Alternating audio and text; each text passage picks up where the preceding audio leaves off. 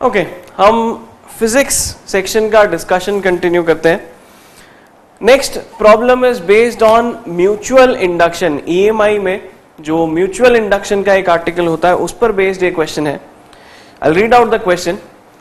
A circular loop of radius 0.3 centimeter lies parallel to a much bigger circular loop of radius 20 centimeter.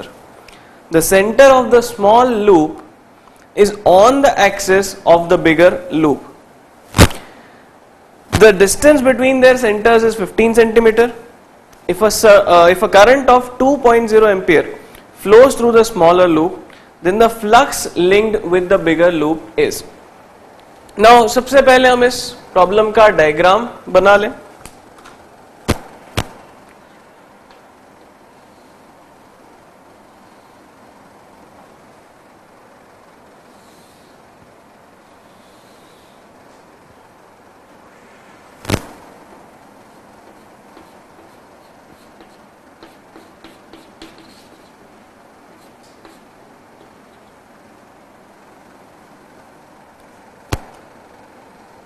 ठीक है, जो data हमें given है उसे note कर लिया जाए.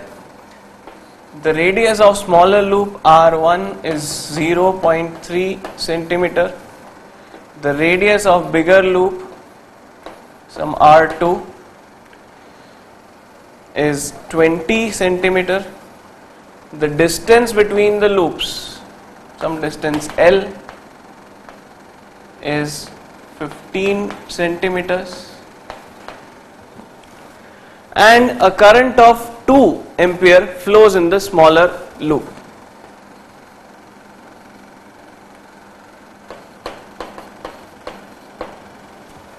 ठीक है, अब इस प्रॉब्लम को ध्यान से देखें, इसके सबसे क्रूशियल सबसे इंपॉर्टेंट फैक्टर को समझें. अगर हम इस प्रॉब्लम को ऐसे ही डायरेक्टली सॉल्व करने गए तो प्रॉब्लम आएगी और हम इस क्वेश्चन को सॉल्व नहीं कर पाएंगे. क्या प्रॉब्लम आएगी? इस छोटे लूप में फ्लो हो रहे इस करंट के कारण जब हम मैग्नेटिक फील्ड देखेंगे तो वो इस बड़े लूप पर नॉन यूनिफॉर्म वे में डिस्ट्रीब्यूटेड होगी, कुछ इस तरह से.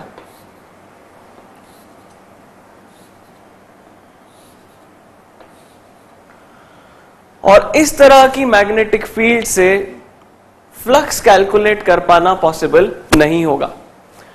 हम यहां पर एक कॉन्सेप्ट रिकॉल करें. हम ये जानते हैं कि इस तरह के लूप्स के सिस्टम के लिए जो कोफिशिएंट ऑफ म्यूचुअल इंडक्शन होता है वो सेम होता है. हम M12 देखें चाहे हम M21 देखें, दोनों ही सेम होते हैं. Now the flux is given by number of turns n times phi equals m into I. Number of turns का तो यहां कोई इशू ही नहीं है, दोनों में नंबर ऑफ टर्न्स 1 ही है. हम इसे चेंज करके ऐसा लिख सकते हैं phi equal to m I. Now M12 और M21 हम बता रहे हैं इक्विवेलेंट है. इससे हमें एक बहुत बड़ा बेनिफिट मिलेगा इस प्रॉब्लम को सॉल्व करने के लिए. हम ये बोल सकते हैं that the situation which is given in the question will generate the same flux if we consider the same current flowing through the bigger loop.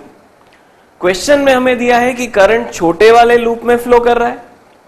अगर हम ये मान लें कि ये करंट बड़े लूप में फ्लो कर रहा है तो भी फ्लक्स सेम ही मिलेगा. अगर हम करंट को इस लूप में ना मानते हुए इस लूप में मान लें, बड़े वाले लूप में अगर हम करंट 2 एम्पियर मान लें, इसे हम हटा दें, then this condition will also give us the same flux. इससे भी हमें मिलने वाला फ्लक्स सेम ही मिलेगा. नाउ बेनिफिट क्या है? इस लूप की मैग्नेटिक फील्ड इस छोटे वाले लूप पर ऑलमोस्ट यूनिफॉर्म मैग्नेटिक फील्ड होगी. जो बड़ा वाला लूप है उसकी मैग्नेटिक फील्ड छोटे वाले लूप से यूनिफॉर्मली क्रॉस हो रही होगी, जिस वजह से फ्लक्स कैलकुलेट करना हमारे लिए बहुत सिंपल हो जाएगा। अब सिर्फ एक काम बचता है, इस लूप के कारण जनरेट होने वाली मैग्नेटिक फील्ड, यहां हमें मैग्नेटिक इफेक्ट्स ऑफ करंट का वो फॉर्मूला रिकॉल करना होगा। The field due to a current carrying loop on any point of its axis. Formula हम रिकॉल करें, म्यू नॉट अपॉन 4 पाई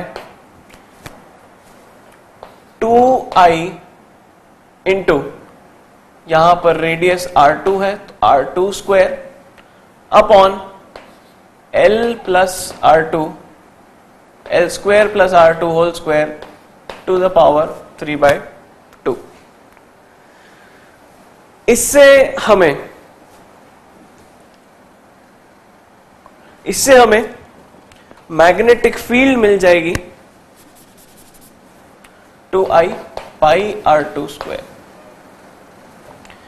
इस एक्सप्रेशन से हमें बड़े लूप से जनरेट होने वाली मैग्नेटिक फील्ड मिल जाएगी। हमें फ्लक्स कैलकुलेट करना है तो एरिया से इसे मल्टीप्लाई कर देना होगा, mu naught upon 4 pi 2i pi R2 square upon L square plus R2 square to the power 3/2 into pi R1 square. सारी वैल्यूज हम जैसे ही पुट करेंगे तो हमें आंसर मिल जाएगा, which will come out to be 9.1 into 10 to the power minus 11 weber. यह answer हमें options में दिखेगा and this is the perfect answer. ठीक है, यहां पर हमें 3 अलग अलग कॉन्सेप्ट्स पर टेस्ट किया गया है। हमें mutual induction, calculation of flux और magnetic field generated due to electric current, तीनों को कंबाइन करके ये क्वेश्चन फ्रेम किया गया है। It is a very interesting problem और ये हमारा फाइनल आंसर यहां पर आता है।